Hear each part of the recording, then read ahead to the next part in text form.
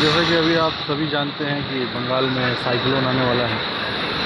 इसी बीच मैं एक वीडियो देख रहा था आपका लल्लन टॉप में, जिसमें जानवी कपूर अंबेडकर और गांधी जी के बारे में बात करती है।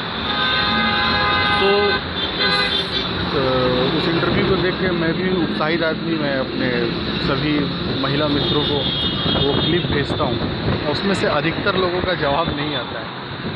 तब मैं एक बात सोचने को मजबूर होता हूँ कि एक्चुअली ये बात क्या है कि आखिर क्यों अभी तक की महिलाएं इस दौर तक नहीं पहुँची। और साथ ही साथ मुझे एक और बात याद आया कि अंबेडकर स्वतंत्रता संग्राम के समय में उतना प्रखर क्यों नहीं थे ब्रिटिश को विरोध करने में। ब्रिटिश को विरोध करने में उतना प्रखर क्यों नहीं थे जितना कि वो जातिवाद के लिए लड़ रहे थे। तब मुझे ख्याल आया कि एक्चुअली वो अपने अंदर के लोगों से ही इतना उलझे हुए थे कि उनको ब्रिटिशों से आज़ादी लेके क्या फ़ायदा। वो अपने ही लोगों से आज़ादी ले ले, ये बहुत बड़ी चीज़ थी।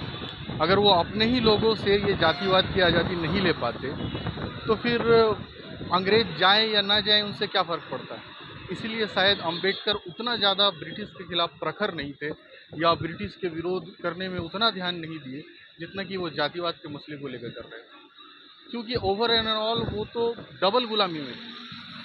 और वही हाल औरतों का भी है। अगर मैं सोच रहा हूँ कि औरतें अगर इस बात में चर्चा क्यों नहीं कर रही हैं या उनका सोच उतना दूर क्यों नहीं गया है, तो इसके पीछे सबसे बड़ा रीज़न यही है कि वो अपने घर में ही गुलाम है ना। वो एक गुलामी से बाहर निकले तब तो दूसरे गुलामी के बारे में बात करें। वो अपने घर में ही बंधी हुई है। अगर वो अपनी आज़ादी अपने घर से निकलेगी तभी तो वो जातिवाद के बारे में चर्चा करेगी या किसी और के चीज़ के बारे में चर्चा करेगी। जानवी एक एलीट परिवार से आती हैं, उनके घर में सभी चीज़ की स्वतंत्रता थी, वो जो करना चाहती थी वो कर ली। और उनकी मानसिकता वहाँ तक रीच इसलिए कर पाई क्योंकि वो अपने पहले बेड़े को तोड़ पाई। और तो आज भी हमारे देश की महिलाएं अपने पहले बेड़े को ही नहीं तोड़ पाती हैं, तो फिर ये इतने बड़े बड़े टॉपिक पे चर्चा क्यों। वही हाल अम्बेडकर का है कि वो अपने पहले ही बेड़े को नहीं तोड़ पा रहे थे, अपने जातिवाद के पहले बेड़े को। तो फिर वो ब्रिटिश से अपनी आज़ादी की बात क्या करते।